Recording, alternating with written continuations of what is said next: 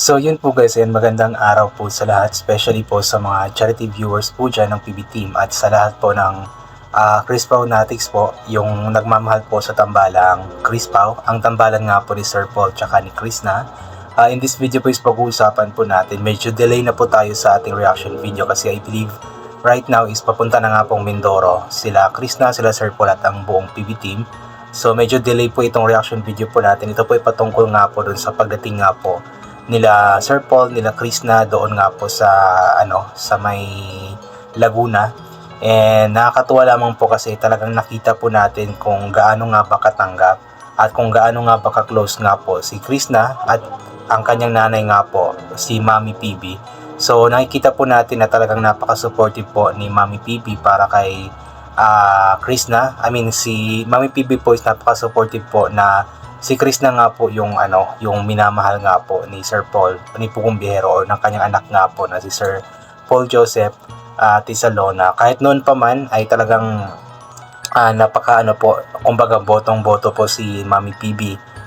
Para kay Chris na, para kay Sir Paul. Talagang nung dati pa man na teleserye pa lamang po yung ginagawa po nila, yung hindi pa po sila totoong nagmamahalan, is talagang nakita na po natin kung gaano nga ba ka-boto, gaano nga ba katanggap ni Mami PB si Chris na para sa kanyang anak na Sir Paul.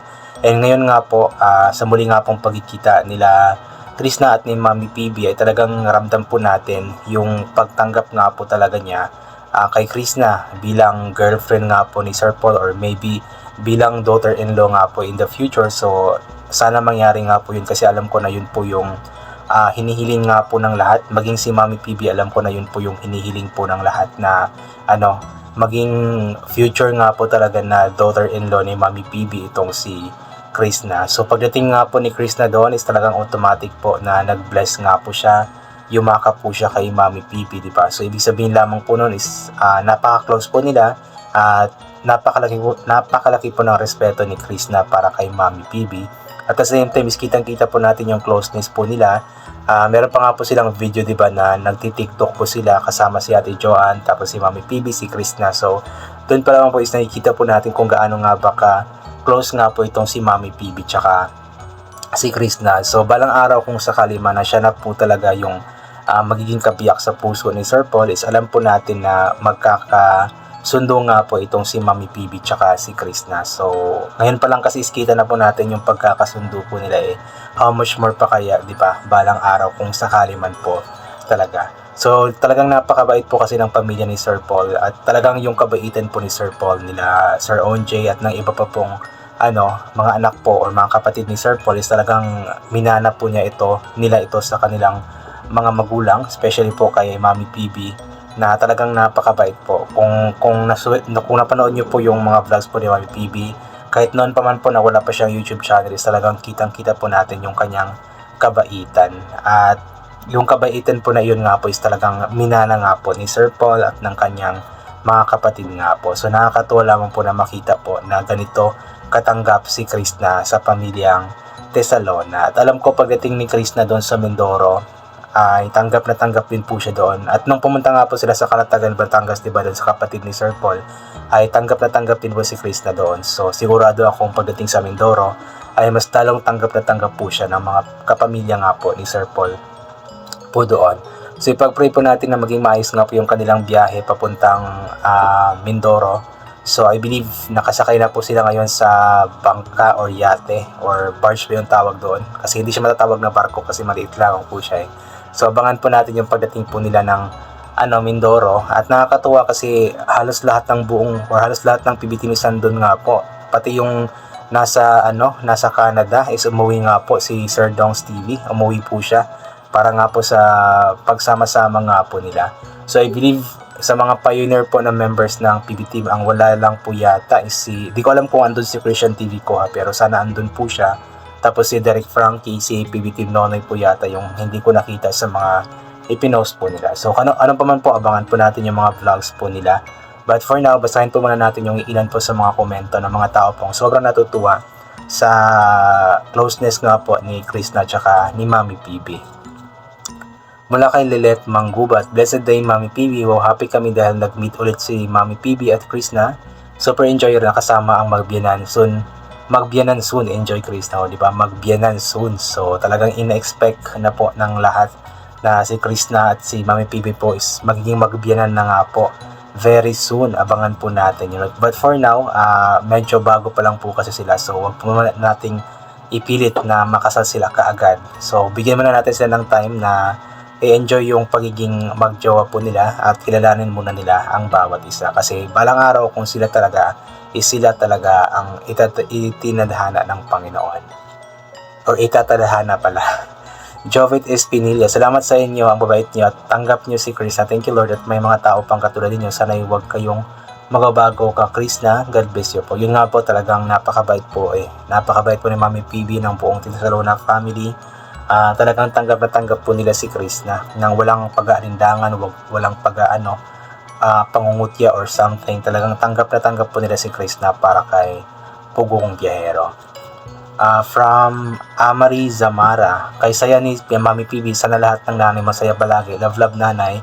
Yung nanay ko kasi may Alzheimer disease na, di na kami kilala, tahimik lang dati, masayahin ngayon kahit anong gawin namin, napasayahin siya, tinitingnan lang kami. Yun po yung mahirap po doon, yung habang tumatanda po kasi yung tao is talagang very normal po yung nagkakaroon ng Alzheimer disease po yung matanda. At napakasakit po nun para sa mga anak yung parang hindi ka na po kilala ng yung nanay o yung tatay, yung mahal sa buhay dahil nga po sa sakit po na ito. At kapag ganito po ang sakit, kailangan talagang bantayan palagi kasi mahirap po yung biglang umaalis tapos hindi na alam kung paano pa uwi kasi nga po may Alzheimer disease po siya. Kumbaga makakalimutan po niya yung mga bagay-bagay. Jasmine Lagremas, ayan, hi Mami PB, nagkita na ulit kayo ni Krishna. Salamat po sa pagmamahal kay Krishna. Masaya po kaming followers niya watching from Lebanon. From Bicol, God bless po. Sana lagi po kayong good health. Mami PB, napakabait po ninyo. Ayan. So yun po talaga yung laging comment po ng mga viewers para kay Mami PB. Talagang napakabait po niya. At nagpapasalamat po ang lahat sa pagmamahal na ibinibigay din po ni Mami PB para kay Krishna.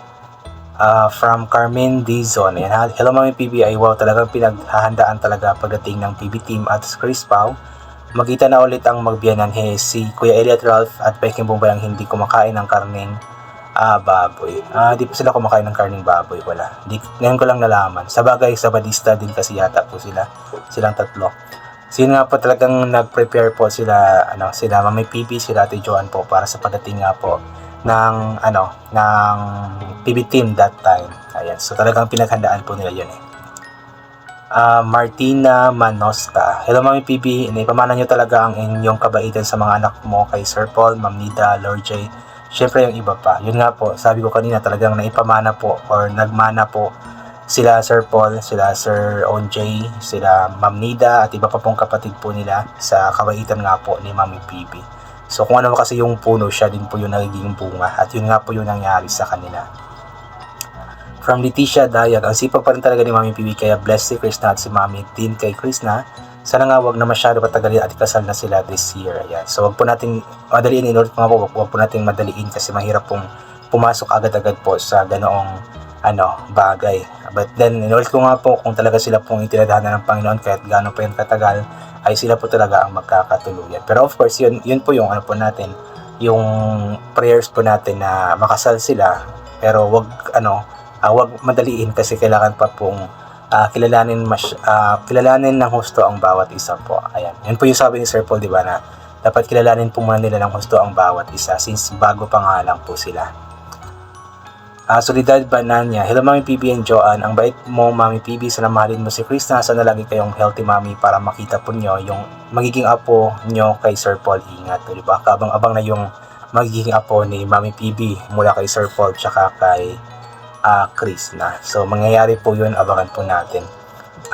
Evelyn Albutra, salamat po Mami PB sa pagmamahal mo kay Krishna. Noong una pa lang tanggap nyo siya, mabait si Krishna, maunawain sa magulang at sa kay Sir Paul. God bless po kayong lahat. Buong PB team. Yun nga po, sa simula pa lang po, talagang tanggap na po ni Mami PB si Krishna. At yun po yung nakakatuwa po doon, yung nanay po ng minamahal mo is tanggap na tanggap ka. Ayan. So yun po, I think hanggang dito na lamang po muna itong gagawin ko na reaction video. So God bless po sa ating lahat at bye for now po.